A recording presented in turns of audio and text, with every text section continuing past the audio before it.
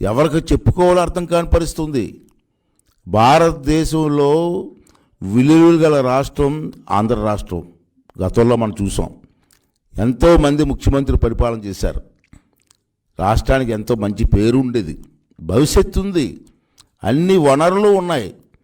అటువంటి అన్ని వనరులు కూడా దోచుకున్నాడు. ఎక్కడ ఏది వదలలేదు. గనులు కానీ, ఇసుక కానీ, ఆఖరికి బ్రాందీ షాపుల మీద అప్పులు కానీ దోచుకోవడం అన్నీ చేస్తున్నాడు. అది మనం రోజు చర్చించుకున్నాం, కానీ మాట్లాడలేకపోతున్నాం. ఎందుకు మాట్లాడలేకపోతున్నాం? ఇది మన రాష్ట్రం, ఇది ప్రజల సంపద. ప్రజల సంపదని ఒక గజితంగా దోచుకుంటుంటే మనం మాట్లాడకపోతే ఎవరు మాట్లాడతారండి? ఈ రాష్ట్రంలో ఎంతోమంది మేధావులు ఉన్నారు, ఎంతో చదువుకున్నటువంటి వ్యక్తులు ఉన్నారు, అన్ని పార్టీల్లో కూడా మంచి నాయకులు కూడా ఉన్నారు. లేనని అన్నం. కొంతమంది దొంగలు ఉండవచ్చు, కానీ మంచి నాయకులు ఉన్నారు. ఆ మంచి నాయకులు కూడా ఇవాళ మాట్లాడే పరిస్థితి లేరు. ఎందుకు భయం పడుతున్నారు మీకు అర్థం కాదు. రిటైర్డ్ డీజీపీలు ఉన్నారు, రిటైర్డ్ కలెక్టర్లు ఉన్నారు. ఆ రోజు ఎన్టీ రామారావు గారి దగ్గర పనిచేశాను. ఆ టైంలో ఎటువంటి ఆఫీసర్లు ఉన్నారండి? ఐఏఎస్ ఆఫీసర్లు. ఎటువంటి డీజీపీలు ఉన్నారండి? ఐపీఎస్ ఆఫీసర్లు. వాళ్ళంతా ఎందుకు మౌనంగా ఉంటున్నారండి? ఈ రాష్ట్రంలో మీరు పనిచేశారు సార్, మీరు అందరూ కూడా పనిచేశారు ఈ రాష్ట్రంలో. మీరు పనిచేసే టైంలో ఈ రాష్ట్రం తాలూకు ఖజానాంచే మీరు జీతాలు తీసుకున్నారు. ప్రజల డబ్బు అది. అటువంటి ప్రజలకి రాష్ట్రానికి అన్యాయం జరుగుతున్నప్పుడు మీలాంటి నిజాయితీ ఆఫీసర్లు ఇది తప్పని ఎందుకు చెప్పలేకపోతున్నారు? ఇవాళ చూడండి, రాష్ట్రం లక్షలాది కోట్లు దోపిడీ, సొంత వ్యాపారాల కోసం దోపిడీ, ఖనిజ సంపద దోపిడీ. ఈ రాష్ట్ర సంపదనంతా దోచుకుంటున్నారు. మళ్ళీ ఇవాళ కొత్తగా నిన్నే చూశాను నేను, TV5లో నిన్న మధ్యాహ్నం చూశాను నేను. ఒక క్లిప్పింగ్ వచ్చింది, న్యూస్ వస్తే చూశాను. చూసి ఆశ్చర్యపోయాను. మా విశాఖపట్నంలో మన ముఖ్యమంత్రి గారు, ఈ దొంగ ముఖ్యమంత్రి, ఈ శాడిస్ట్ ముఖ్యమంత్రి మళ్ళీ ఒక భూ కుంభకోణం రెడీ అవుతున్నారు. ఏంటది? విజయసాయి రెడ్డి గారు ఈవేళ మా మధ్యన కనపడలేదు ఎక్కడ. రాష్ట్రంలో అందరూ అనుకున్నారంటే ఇద్దరు A1 A2 గొడవలు వచ్చాయి, అంచేత విశాఖపట్నం నుంచి ఇన్ఛార్జ్ తీసి పంపించేశారు, ఢిల్లీకి పరిమితి చేశారని అనుకున్నాం. మళ్ళీ 2 రోజులు 3 రోజుల క్రితం సడన్గా దిగేటండి విశాఖపట్నం. వచ్చి అక్కడ భీమునిపట్నం ఏరియా, ఆ ఏరియాలో, అంటే అది ఆనందపురం మండలం అంటాం, భీమునిపట్నం ఏరియా.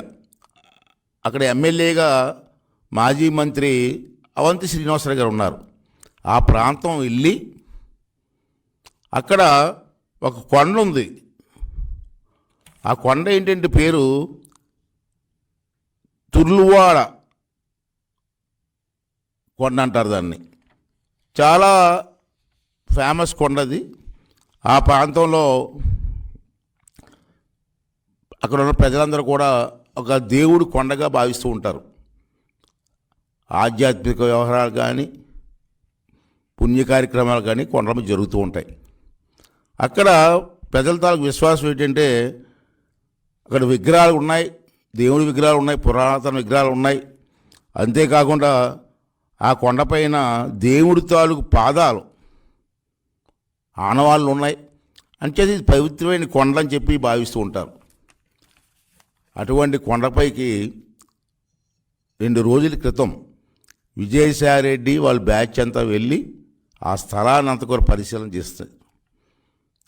అప్పుడు అందరికీ అనుమానం వచ్చి ఏం జరుగుతుంది ఇక్కడ. వాళ్ళ పార్టీకి నాయకులు కూడా దగ్గరికి రానవ్వలేదు. పరిశీలన చేసినప్పుడు అందరినీ దూరంగా ఉంచారు. అక్కడ ఏం జరుగుతుందని ఎంక్వైరీ చేస్తే బయటపడిన వాస్తవం ఏంటంటే మరో భూకుంభకోణం. ఏంటి ఆ భూకుంభకోణం? విజయసాయి రెడ్డి కూతురట, ముద్దుల కూతురు, ఆ కొండపైన ఏంటంటే ప్రైవేటు యూనివర్సిటీ కడుతుందట. దానికోసం ఆ కొండ మీద ఉన్నటువంటి ల్యాండ్ కావాలని చెప్పి ముఖ్యమంత్రి గారికి ఒక లేఖ రాశారండి. ఆ లేఖతో సారాంశం ఏంటంటే, ఇక్కడ ప్రైవేట్ యూనివర్సిటీ కడుతున్నాం, మాకు ల్యాండ్ ఇవ్వండి, కొండపైన 120 ఎకరాలు మాకు అలాట్ చేయండి అని చెప్పి ప్రభుత్వానికి ఒక అప్లికేషన్ పెట్టారు. మరి ముఖ్యమంత్రి గారు వెంటనే ఆగమేఘాల మీద ఎక్కడ ఒక లేట్ చేయకుండా నిమిషాల మీద ఫైల్ కదిలి ఈవేళ ముఖ్యమంత్రి గారి సంతకాల కోసం రెడీ చేశారు. ఎంతండి ల్యాండ్ అది? 120 ఎకరాలు, మంచి ఏరియా, కాస్ట్లీ ల్యాండ్. ఇప్పుడు అక్కడ ఉన్నటువంటి రేటు ప్రకారం చూసుకుంటే కనీసం ఎకరా 2-3 కోట్లు ఉంటుంది. అలా లెక్కేసుకున్న 120 ఎకరాలు 300 కోట్లు.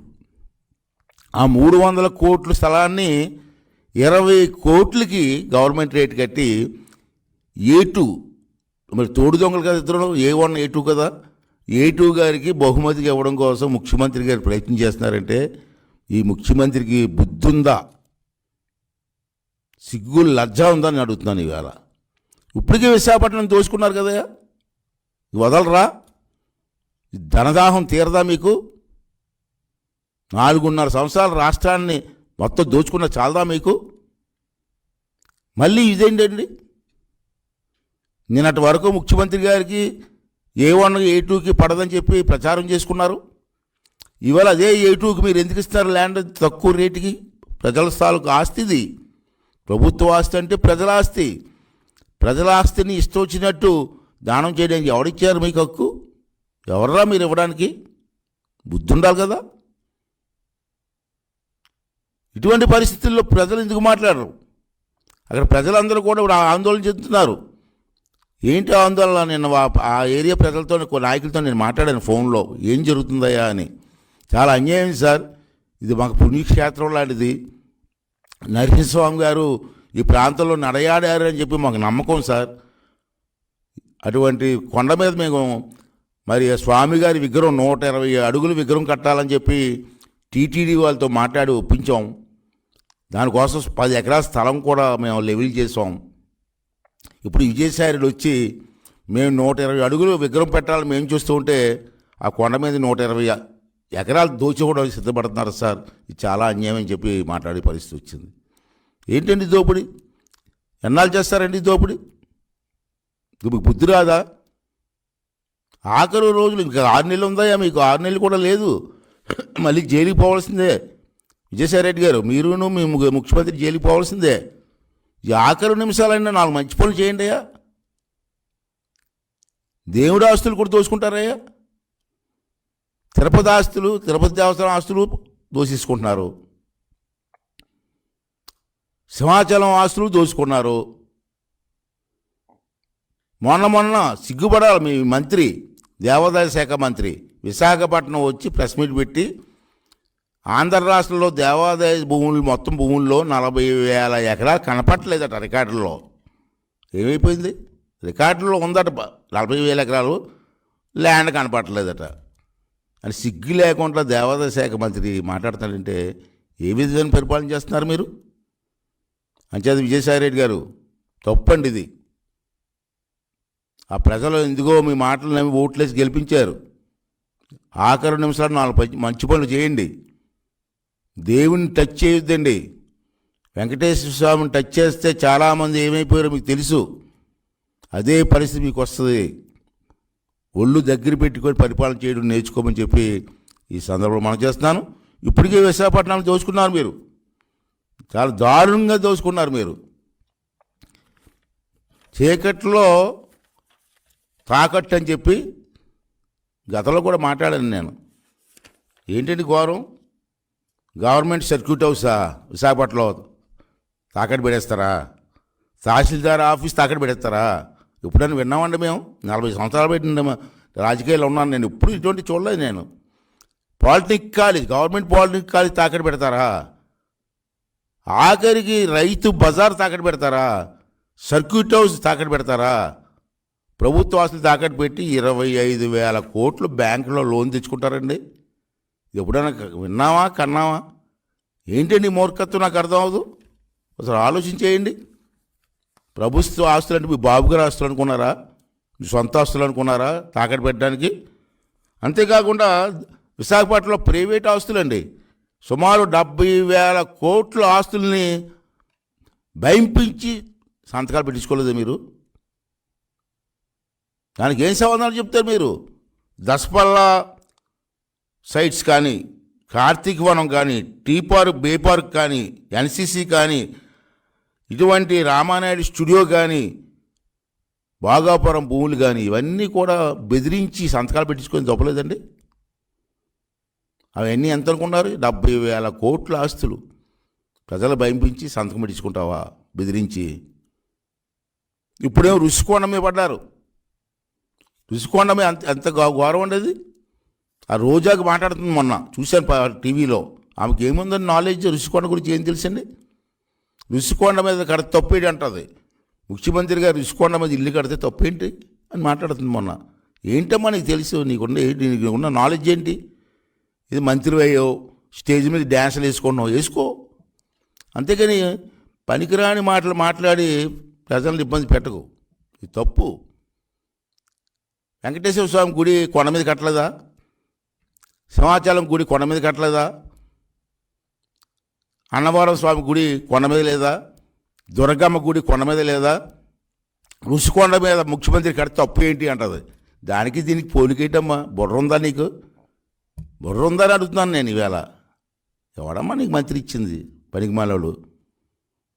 ఆ మాటలేంటమ్మా? రుషికొండ అంటే నువ్వేమనుకుంటున్నావు తెలుసా నీకు? రుషికొండ అంటే విశాఖపట్నానికి ఒక కవచం లాంటిది, ప్రొటెక్షన్. విశాఖపట్నం సిటీకి ప్రొటెక్షన్ రుషికొండ అంటే. మన ఉద్దుత్ తుఫాను వచ్చింది గతంలో. ఆ రుషికొండ లేకపోతే విశాఖపట్నం సిటీ లేదు. అంత తుఫాను, పెద్ద తుఫాను వచ్చింది. ఆ రుషికొండ లేకపోతే సిటీ మొత్తం స్మాష్ అయిపోయేది. ఆ తుఫాను వచ్చి రుషికొండను కొట్టి మళ్ళీ వెనక్కి టర్న్ అయ్యింది. అంత ప్రొటెక్షన్ ఇచ్చింది రుషికొండ. అటువంటి రుషికొండని బోడుగుండు చేస్తారా? తవ్వేస్తారా? కోర్టు ఆర్డర్ని కూడా లెక్క చేయకుండా మీ ఇష్టం చేసుకుంటారా?